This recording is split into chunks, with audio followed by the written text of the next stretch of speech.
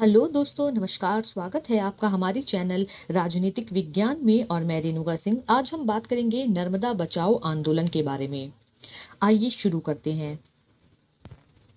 नर्मदा बचाओ आंदोलन राष्ट्रीय स्तर पर पहला ऐसा आंदोलन है जो विकास और पर्यावरण से संबंधित है।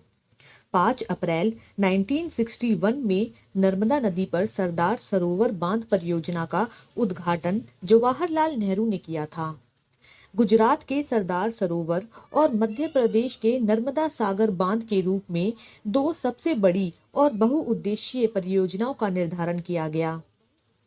भारत के 4 राज्यों राजस्थान, गुजरात, मध्य प्रदेश और महाराष्ट्र के मध्य एक उपयुक्त जल वितरण नीति पर कोई सहमति नहीं बन पाई थी। इसीलिए सरकार ने 1969 में जल विवाद संबंधी मुद्दों को हल करने के लिए नर्मदा जल विवाद न्यायाधिकरण का गठन किया।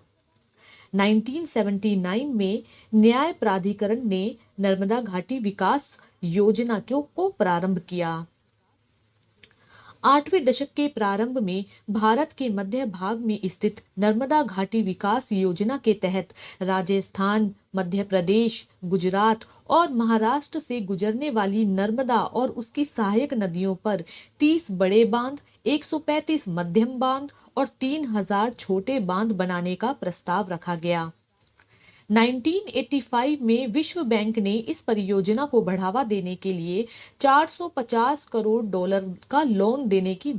सरदार सरोवर बांध के निर्माण से विस्थापित हुए लोगों के लिए उचित पुनर्वास प्रदान नहीं करने के लिए सबसे पहले यह आंदोलन शुरू हुआ। नर्मदा नदी भारत की सबसे बड़ी पश्चिम में बहती नदी है। यहाँ पर अधिक संख्या में ग्रामीण आबादी के जंगलों में रहने वाले आदिवासी लोगों से लेकर विशिष्ट संस्कृति और परंपरा के लोग रहते हैं। आइए आइए नर्मदा घाटी विकास परियोजना के लाभों के बारे में पढ़ें। ऐसा माना गया कि इस परियोजना से भारत के 4 राज्यों राजस्थान, गुजरात, महाराष्ट्र और मध्य प्रदेश को पीने का पानी की उपलब्धता प्राप्त होगी। 2.27 करोड़ हेक्टेयर भूमि को सिंचाई सुविधा प्राप्त होती है, जिससे कृषि की उपज में गुणात्मक सुधार होंगे। नर्मदा नदी पर बांध बनने से बाढ़ के पानी को रोका जा सकेगा। इससे पानी की आपूर्ति होगी, बिजली बनाई जाएगी। बांध बनने से सूखे की समस्या दूर हो पाएगी। लोगों को रोजगार के नए अवसर प्राप्त होंगे। सरदार सरोवर परियोजना से 1450 मेगावाट बिजली की उत्पादन का लक्ष्य रखा गया। आइए नर्मदा बचाओ आंदोलन के कारण है। इसका प्रमुख कारण है सरदार सरोवर बांध की ऊंचाई बढ़ने से।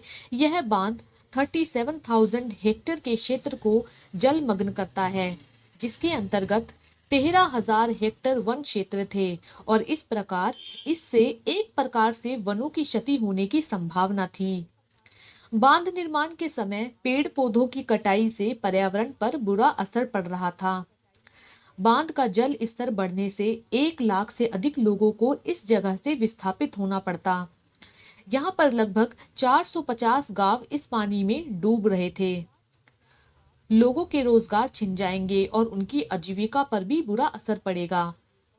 साथ ही मेधा पाटकर का आरोप है कि सर्वोच्च न्यायालय के आदेश देने के बाद भी बांध से प्रभावित लोगों को ना तो मुआवजा दिया गया और ना ही पुनर्वास किया गया। नर्मदा बचाओ आंदोलन के प्रमुख नेता कौन थे?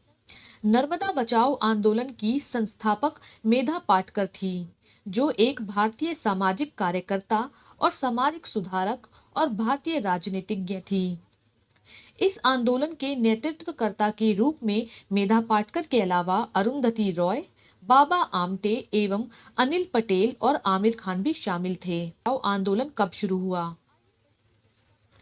1985 में जब मेधा पाटकर और उसके सहयोगियों को नर्मदा नदी पर सरदार सरोवर बांध बनाने की सूचना मिली, तो ये परियोजना स्थल पर पहुंच गए। उन्होंने देखा कि बांध के निर्माण के कारण लोगों को पुनर्वास का प्रस्ताव दिया जा रहा है। जिन लोगों को बांध निर्माण से परेशानियां होंगी, उन्हें कोई जानकारी नहीं दी गई, ना ही उनसे कोई परामर्श लिया गया। तभी से मेधा पाटकर एवं उनके सहयोगियों और कार्यकर्ताओं ने इसके खिलाफ आवाज उठाई और 1988 से 1989 में नर्मदा बचाओ आंदोलन की शुरुआत की गई। 1980 से में अनिल पटेल ने जनजातीय लोगों के पुनर्वास के अधिकार के समर्थन में सर्वोच्च न्यायालय में अपील की।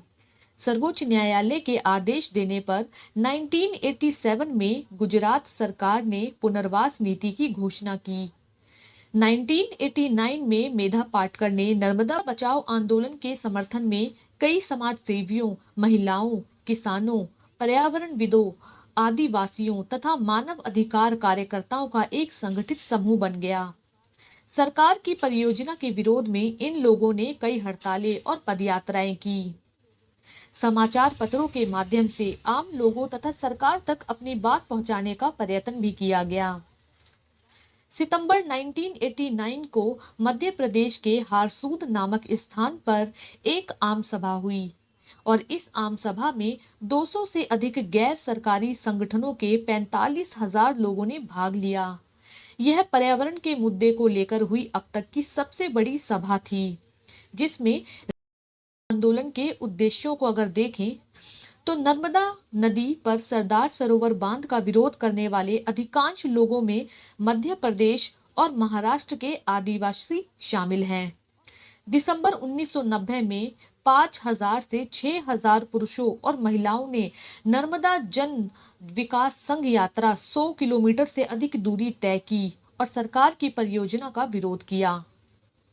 इन प्रदर्शनकारियों को 1991 को 7 सदस्यों की टीम ने भूख हड़ताल की और बाबा आमटे भी आमरण अनशन पर बैठे। इस विरोध को देखते हुए विश्व बैंक ने 450 करोड़ सहायता राशि की घोषणा की। उसे नेता मेधा पाटकर ने लोगों के विस्थापन को रोकने के लिए भूख हड़ताल कर दी। जब राज्य सरकार ने वन मंत्रालय द्वारा दिए गए निर्देशों को लागू नहीं किया तो 1994 में नर्मदा बचाओ आंदोलन के कार्यकर्ताओं ने सर्वोच्च न्यायालय से बांध के निर्माण को रोकने की याचना की। 1995 में सर्वोच्च न्यायालय ने आदेश दिया कि जब तक विस्थापित होने वाले लोगों के पुनर्वास का इंतजाम नहीं होगा, तब तक सरकार सरदार सरोवर बांध का निर्माण कार्य शुरू नहीं करेगी। 1994 में नर्मदा बचाओ आंदोलन के पर्यावरण के मुद्दे को सर्वोच्च न्यायालय में ले जाया गया। सर्वोच्च न्यायालय ने 18 अक्टूबर सन 2000 में निर्णय दिया कि इस शर्त पर सरदार सरोवर बांध का निर्माण होगा कि बांध की ऊंचाई 90 मीटर तक बढ़ाई जाए और यह ऊंचाई 88 मीटर की तुलना से बहुत अधिक है, जिसे बांध विरोधी कार्यकर्ताओं ने मांग की थी, लेकिन यह निश्चित रूप से 130 मीटर को प्रस्तावित ऊंचाई से कम है। लेकिन यह 2001 में बांध की ऊंचाई 90 मीटर तक कर दी गई। जून 2004 में बांध की ऊंचाई फिर से बढ़ाकर 110.4 मीटर कर दी गई। 2006 में नर्मदा नियंत्रण प्राधिकरण ने बांध की ऊंचाई 121.92 मीटर तक बढ़ाने की इजाजत दे दी। सन 2014 में नर्मदा कंट्रोल अथॉरिटी ने सरदार सरोवर बांध की ऊंचाई बढ़ाने के लिए आखिरी निकासी और इसकी ऊंचाई 121.92 मीटर से बढ़ाकर 138.68 मीटर कर दी। फिर जून सरोवर बांध के सभी गेट बंद कर दिए गए। सुप्रीम कोर्ट ने 8 फरवरी 2017 को परियोजना से प्रस्तावित होने वाले लोगों को मुआवजा देने का निर्देश दिया, लेकिन इसके बाद भी सरदार सरोवर बांध के निर्माण कार्य का मेधा पाटकर ने लगातार विरोध किया। नर्मदा नदी पर सरदार सरोवर बांध की ऊंचाई 138.68 मीटर, लंबाई 1200 मीटर और गहराई 163 मीटर है। विस्थापित लोगों को मुआवजा देने की बात पर न्यायपालिका ने विस्थापित लोगों के पुनर्वास के लिए आदेश दिए। उनके आदेशों के अनुसार नए स्थान पर पुनर्वासित होने वाले लोगों के लिए 55 व्यक्तियों पर एक प्राइमरी स्कूल, एक चिकित्सालय, एक पंचायत घर और पानी बिजली की व्यवस्था की जाए। 2 हेक्टेयर भूमि के लिए 60 लाख रुपए प्रति परिवार को मुआवजा देने का आदेश भी दिया गया। सरदार सरोवर बांध का निर्माण कार्य पूरा होने के बाद सन 2017 में सर्वोच्च न्यायालय ने आदेश दिया कि लगभग 700 परिवारों में से प्रत्येक विस्थापित व्यक्ति को 60 लाख रुपए देने का आदेश हो। सर्वोच्च न्यायालय ने इस परियोजना से प्रभावित लोगों के पुनर्वास और पुनः स्थापना के काम को 3 महीने में पूरा करने का निर्देश भी दिया। नर्मदा बचाओ आंदोलन के परिणाम स्वरूप केंद्र सरकार ने सन 2003 में राष्ट्रीय पुनर्स्थापना नीति की भी घोषणा की। उम्मीद है आपको हमारा ये वीडियो या ये टॉपिक समझ में आया होगा। धन्यवाद।